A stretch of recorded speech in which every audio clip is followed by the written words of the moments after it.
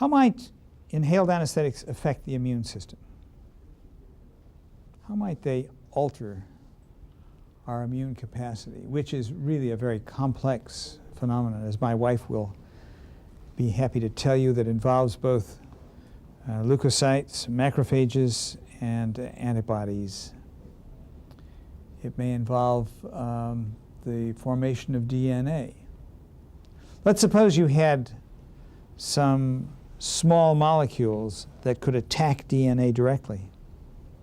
You think that could alter the immune system? Yeah, probably. I mean, and in effect, that's what some of the chemotherapeutic agents do. Well, we don't have those with the inhaled anesthetics, with the possible exception of some of the breakdown products like compound A. It could affect the immune system indirectly by interacting with factors that lead to the production of immune products.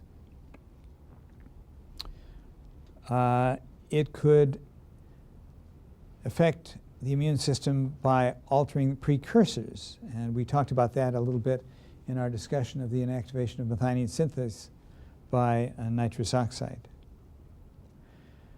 There are some commonly used tests of mutagenicity. Anyone know what those are? Ames test. The Ames test. Who is Ames? Who's this fellow Ames? Anybody know? He's a professor of biochemistry at the University of California at Berkeley, named Bruce Ames. And he was reading the contents of a bag of potato chips many, many years ago. And he said, you know, I got to thinking there are more compounds in there than there are potatoes. And he said, I wonder what they would do to the mutagenicity. What are they, mutagens? And he devised the Ames test to test that. It's a test of reversion of mutated Salmonella bacteria. And I won't go into the details of the test, but it is a standard test of mutagenicity, one that's applied to almost any new compound. A second is called the sister chromatid exchange test, where sister chromatids exchange DNA material. And if they exchange more DNA material, it's thought that this may be an indication of mutagenicity. Are those affected by inhaled anesthetics? To our knowledge, no. To our knowledge, no. That's correct. You better say that louder. And what is it? To our knowledge, no. No, it's not.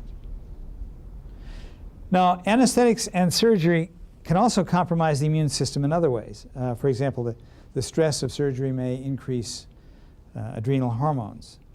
Or anesthetics may depress the oxidative burst response of neutrophils to bacteria. And this is a slide showing a test of that, showing the hydrogen peroxide production by neutrophils after stimulation with a bacterial peptide. Desflurane, isoflurane, and sevoflurane do not depress that response. The only anesthetic that does depress it happens to be halothane. Whether that's of any importance or not, we're not really sure. We do know that anesthetics such as desflurane can depress the febrile response to pyrogens. And we know that febrile response to pyrogens can be an important part of the immune response. We know that controlled ventilation, which you all do every day, at high tidal volumes may have an adverse effect on the immune response, can increase the gene expression of pro-inflammatory cytokines. And it appears that sevoflurane is associated with less of this, less production than halothane or isoflurane. So sevoflurane, by this measure, may be a better anesthetic in terms of its effect on the immune system. And then there are autoimmune effects, effects that may relate to the toxicity of some compounds, particularly which compound? Say it louder. Halothane. Halothane. Halothane. How does this phenomena take place? How does it happen? It sensitizes the hepatocytes, and it forms like an autoimmune type reaction against the body's own hepatocytes. Right. And that occurs because what has happened to the hepatocyte? I believe it actually alters the cell membrane, and the next time the person is exposed to halothane or something similar, it will have that autoimmune reaction. And the thing that reacts with the cell membrane, or with the cell membrane proteins, that produces this autoimmune reaction is the trifluoroacetic portion of the halothane. You remember that halothane is a compound that is CF3CClBrH, and my friends would put the H over here rather than out there. And when halothane is metabolized, it's metabolized to CF3COOH, trifluoroacetic acid, or some analog of that.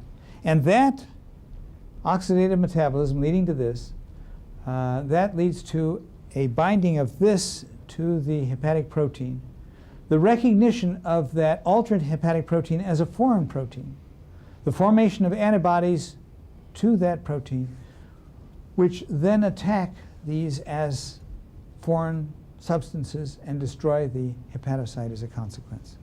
At least that's the theory. Are there other anesthetics that produce this trifluoroacetate? Isoflurane? Desflurane. And desflurane. Why aren't they as hepatotoxic as halothane?